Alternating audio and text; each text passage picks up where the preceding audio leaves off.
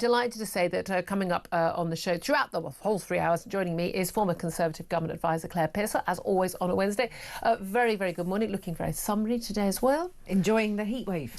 Are you enjoying it? Okay, let's talk about the important. Sod World War III. Sunshine.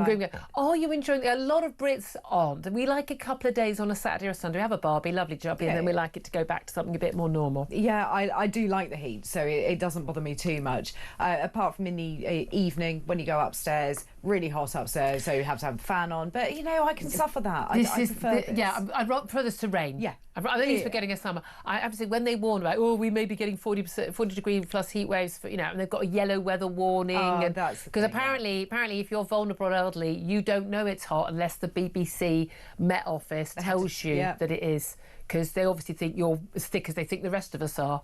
I mean, it is quite like, oh, by the way, it's hot out there. No, really? You just have to look out the window, don't you? But I mean, there are things. That said, I have a teenager who will look out the window and look at rain and still not take an umbrella. So what can I do? Well, yes, I have similar. Doesn't take a coat even when it's in -2 temperatures. So yeah, I'm with you on that one. So we've done the important stuff. We've covered the important topic of the day. Let's get to the real business. Look, I want to hear from you when it comes to grooming gangs, whether or not they are a border security issue. That is what the Tories are claiming. Chris Philp, the Shadow Home Secretary. It's what Kemi Badenoch, the Tory leader, is saying, who we do expect actually to be at PMQs today, actually. Angela Rayner was taking PMQs because Keir Starmer was conveniently in the sky on the way back from that G7 summit. And Angela Rayner would be taking it. Now, normally it would be, he's the Shadow Chancellor Duchy of Lancaster. I mean, who?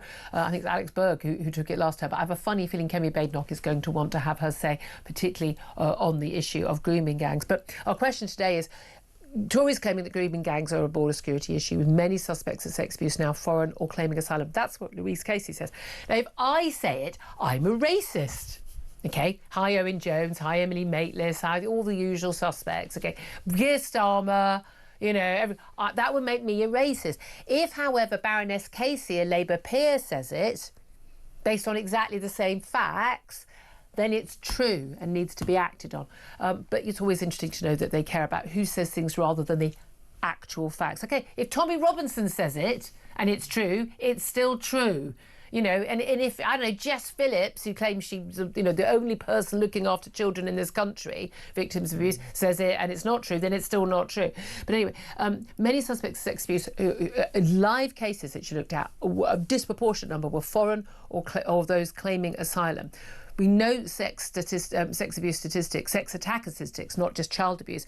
The 1 in 4, at least 26%, at least 1 in 4 sex attack suspects who are prosecuted and convicted are foreign born. And there's quite a big percentage more who we don't know their nationality status. I think, as with the case of the grooming gangs, when it's not recorded, it's because no one wants you to know. And I think we can make safe assumptions that we can probably add another 10% or something onto that. What is your reaction to that? That's what I want to hear from you. 0344 499 1000 is the number to call. Text the word talk in your message to 87222. Get in touch with us on X at TalkTV. Calls are charged at the national rate. Text costs 1, standard network rate message. But as always, get in touch about anything we're talking about. Claire, what is your reaction to that? With the border security issue, I mean, there is an issue. There is a proper problem with not recording the nationality and ethnicity data. Now, that is ongoing. It has been a problem for some time. I think that Chris Philp needs to take a long, hard look at himself. Home Secretary, yeah. Shadow Home Secretary, Shadow Justice. He has been in those departments whilst in government. So you could argue, why wasn't that changed? Whenever the Tories shout about, Keir Starmer's got a point here when they shout and scream about stuff like, what were you? You were in the department. Why you weren't you weren't the PM. I get it, but you still didn't do anything about it. But you didn't, and we need to understand exactly who is committing crimes, and you should be able to do that without being accused of being racist. If somebody's breaking the law, if somebody is committing abhorrent crimes, it's utterly irrelevant. Exactly. Here's my thing. It's really simple. It's just sort of, yes, we have plenty of British people who deal drugs and rape and murder and steal and commit sex attacks and commit child abuse. Yes, well, we've got those people and we need to deal with them. Yeah. Maybe not a good idea to import a load more people to do all of those things. I don't know. Old-fashioned, I know. But we also know when it comes to pretty much any crime at all, statistically, there are certain countries who are immigrant to this country, certain nationals from certain countries, who are more likely to be committing crimes, and who are more likely to be convicted of crimes. And we know that the same countries come up again and again and again. And there's some Middle Eastern countries and North African countries. Albania comes up. A high, incredible amount of organised criminality in Albania. You could like it or not like it, it's a fact. Anyone living in Albania will be able to tell you that. So, it is like, pickpockets on London transport, virtually all Romanian. Okay, you can be angry about it, but that's a fact. But it seems to me to be very obvious that it wouldn't be a good idea. And I'm kind of in Donald Trump territory on this. And I don't support everything he does. I do support some things. I'm just, whether is an idea good or not? I'm pretty sure that we should really start thinking about Trumpian-style bans on default visas for people from certain countries where they have medieval views towards women and children. Yes, Pakistan, I'm thinking of you. A number of countries, they just simply do not, the average person in these countries does simply not share our values.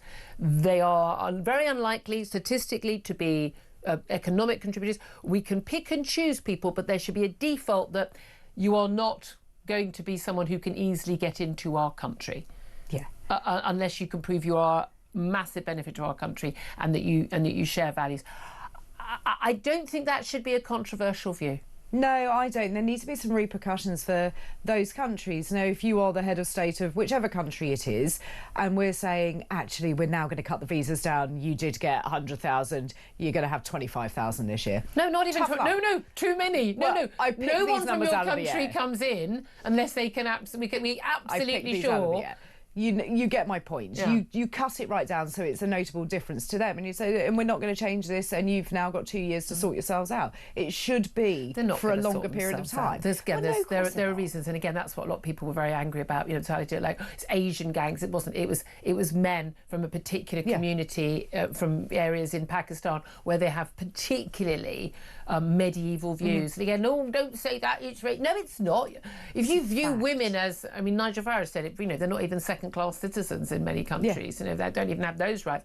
If you come from a country where women are forced to cover up, where you can't, a woman is raped and she's the one who gets punished for being, an adulterer or something, where children are routinely sexually abused and are used as child prostitutes openly, and it's kind of not even something that there is shame about. I think this is not a country we should be doing much business with. Certainly not in terms of allowing people to this country. Again, not sure why that's controversial, but there we are. Give us a call. It's like, nightclubs. Like, no, you can't bring in a large group of blokes. You have to have women with you because you're more likely to cause trouble. And we accept that. We accept it, because we've run a nightclub for 20 years, and every time we let a large group of blokes in and they get really drunk and they haven't got ladies with them, they're more likely to start a fight. So we don't let them in. Now they've actually started banning Hindus because they're worse in terms of trouble, But they are, and if you try to rent an apartment or a cottage or something, if it's a hen weekend... Yeah. So we're allowed to make rules where we're allowed to go, look, on balance of probabilities, it's not looking good for us. Well, on the balance of probabilities, I'm thinking letting in people from certain countries is not looking good for us, well, particularly not for our children, but there we are. We've still got the issue of child sex offenders' ethnicity going unrecorded, something that Louise Casey's talked about yesterday, Baroness who carried out the review. Again, they ask your ethnicity, would you join a library? Yeah, they do. So how on earth are they not recording it? Of course they're recording it. We had a police officer on yesterday who spoke anonymously. Of course they're recording it. They just deliberately do it in a way. Well, they do, but why is it hidden? Why is it hidden? Why should you not put what your ethnicity is? We know why it's hidden. Doesn't make you a racist if you're going to put down what nationality or ethnicity somebody is. What do you make of Keir Starmer refusing repeatedly in interviews, Sky News the ones who tackled it the best on this, but refusing repeatedly to apologise or say he regretted for saying that people were jumping on a far-right bandwagon when they were calling for the public inquiry. He said, even though, of course, he's now jumping on that far-right bandwagon because he's calling for a public inquiry, his defence is, well, I was criticising politicians who shout and scream but don't then do anything about it. But he's exactly the same, isn't he? Because he came into office and for almost Yeah, I mean, 11 and a half months. He didn't institute a national statutory public inquiry into this issue.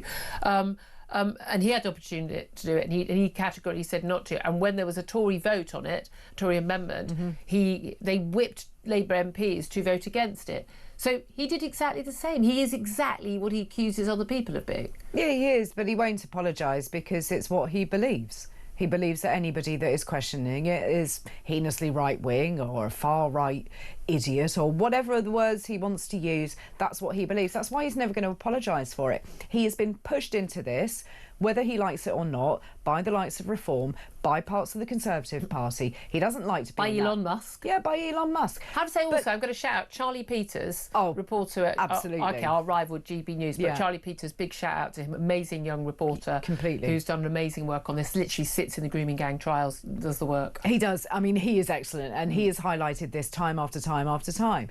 But I think Keir Starmer doesn't ever want to admit that he was wrong on this. I don't think he ever does. To weasel it out. Imagine being married to Keir Starmer, because you know that this is a man who would never. No, I never said that. Yes, you did. Yeah, you did. You know those rows, those 3 a.m. Went, yes, you did. I never did. He would stand and he would believe it. I genuinely. I tweeted yesterday. I think the guy is a lying charlatan. I've met him. Yeah. He may well be at an event I go to later this week, and I'm sure we'll get on perfectly well, have a nice conversation. But I genuinely find him so unlikable and so unconvincing. I think he's so arrogant and self-believing. He just but with no substance. He's absolutely no substance. No, I don't think he's. I think he thinks he's. Benedict Spence, who formerly of this parish, we hope very much soon will soon be back on the show.